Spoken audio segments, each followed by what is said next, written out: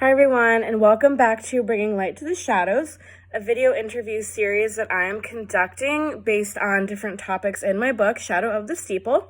My name is Shawnee Kurth, and today we are going to be getting into a pretty sensitive topic. I do want to put a trigger warning on this video. We will be discussing substance abuse, physical abuse, and sexual abuse. So trigger warning on that before we get into the interview. But one of the major issues discussed in Shadow of the Steeple is abuse. Each of the characters suffer from a different type of abuse, ranging from substance abuse to physical abuse to even sexual abuse. The story raises the question, who is responsible for protecting our children from these different types of abuse? Is it parents and guardians? Is it law enforcement? What about teachers? Today, I will be having a discussion with a teacher about how they handle these situations when they arise in their own classroom. Now, to protect identities and sensitive information involving minors, this interview was conducted anonymously. So the voice that you will be hearing on this interview does not belong to the person who was interviewed. So with that said, let's go ahead and jump right in. Okay, so first of all, I would like to welcome you and thank you so much for joining me. These topics are so important, and I personally do not have the knowledge or expertise to discuss them too in depth. So I really appreciate you sharing your time with me. Can you share how long you've been teaching? Hello. Thank you for chatting with me about such important issues. I'm finishing up my 6th year of teaching. Well, congratulations on 6 years of teaching. I think that your insight into these topics is going to be so helpful for the listeners who aren't teachers and they don't work in the field and they don't know how these situations are handled in the classroom. So one of the main questions that arises in these situations is who ultimately is responsible for noticing and reporting signs of abuse, whether that be physical, sexual, substance abuse. As a teacher, do you have a legal or moral responsibility to step in when abuse is suspected? Yes. As a teacher, I'm considered a mandated reporter. I've received training for spotting signs of physical abuse and neglect, and I'm legally obligated to report any suspected abuse. Substance abuse gets a little trickier since it can be harder to determine with certainty. Substance abuse is mostly dealt with by our school social worker or our school resource officer. I have sent students to the nurse or to the front office in the past who I had suspected were abusing drugs. There's only one time I can recall where it was super obvious, though. Okay. So that is very good to know. So when do you make the choice to intervene? As far as physical abuse or neglect, I err on the side of caution. If anything seems amiss at all, I report it to the Department of Child Safety and the social worker as soon as I am able, and definitely before the student leaves campus that day. As far as substance abuse, if the student is very obviously high, I would send them out that day. If I hear about possible substance abuse outside of class, I pass that on to our social worker and our interventionist as soon as I can.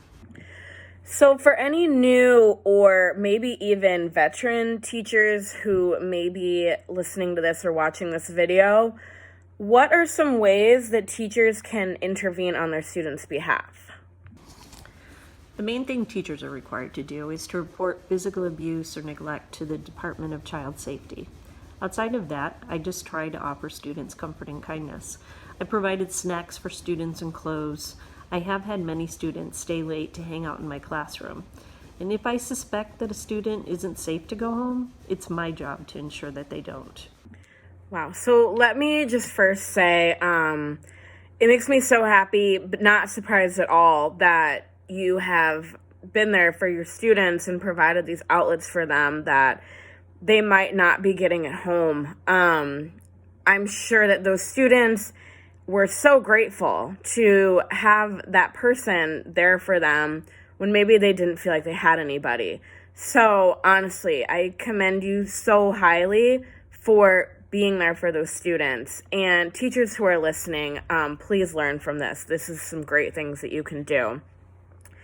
Now, in your own personal classroom, Have you ever experienced a situation where you suspected abuse in one of your students, and how did you handle it? Unfortunately, I've had to make a dozen DCS calls over the years.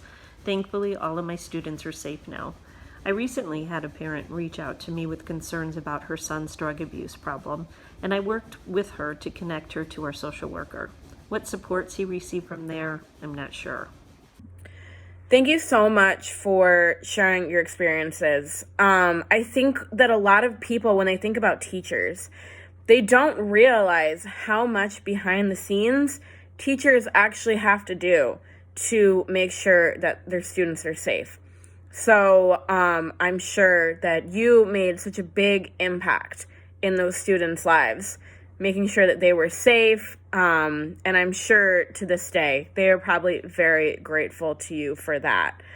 So when and how do teachers need to get parents or law enforcement involved in these situations of suspected abuse? If there are concerns with students being physically abused or neglected, parents are not involved for obvious reasons. Issues with substance abuse are passed to the front office. Our school resource officer is often involved in substance abuse issues as well, especially if the student is dealing. Our SRO also has Narcan on hand in case of overdose. So again, another question for either new teachers or veteran teachers who are just looking to better help their students. What are some ways that teachers can recognize signs of substance or physical abuse early on? The most telltale signs of substance abuse are the smell of pot, red eyes, dilated pupils, slurred speech, lack of focus, etc. It can be difficult to tell oftentimes because students can be overly sleepy or unfocused without abusing anything as well. As far as physical abuse, bruises are a pretty obvious tell. You can also look for students who wear the same clothes for several consecutive days or seem to be lacking hygiene. I've also had students bring up feeling unsafe at home or being kicked out and having nowhere to go. So thank you for sharing that. I feel like that is so helpful, not only to teachers, but parents or anybody who is working with a youth population. These are great signs to look out for if you maybe suspect that something may be going on with a child outside of the classroom. Look out for these signs. Pay attention to your students. Make sure that you know what's going on with them, because you may be the one who is the ultimate factor in keeping them safe. So thank you so much for sharing your time with me today. I really, really appreciate it. This discussion was so insightful. And again, it was so nice to get this perspective that I could not provide for my listeners. So do you have any closing thoughts that you want to share before we wrap this up? Thank you for having me, Shawnee. I really appreciate you bringing light to these issues. During the past year of online schooling, substance abuse, physical abuse, and neglect have, sadly, been on the rise, without schools being able to intervene in the same way. I hope we continue to provide training for staff to recognize the signs and funding for all schools to have access to support services to help students experiencing these issues. All right, guys, so that concludes my interview. First of all, thank you so much to my anonymous teacher for sitting down and doing that video interview with me.